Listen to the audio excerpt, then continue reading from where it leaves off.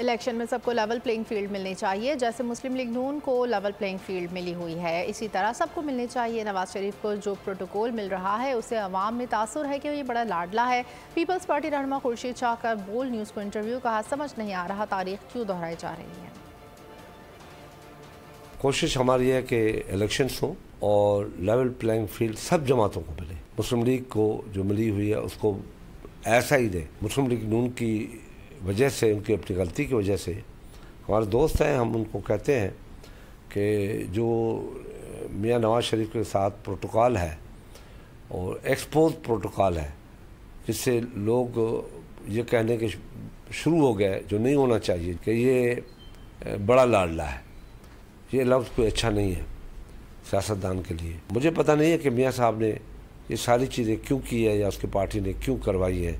मियाँ साहब इतने भोले तो नहीं थे, समझदार, बड़ी ज़ीरक आदमी है।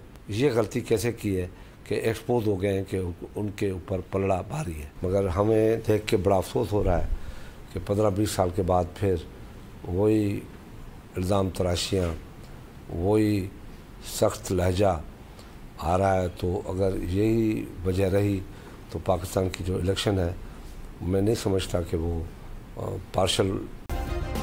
सब्सक्राइब करें और बेल दबाएं ताकि कोई खबर रह न जाए।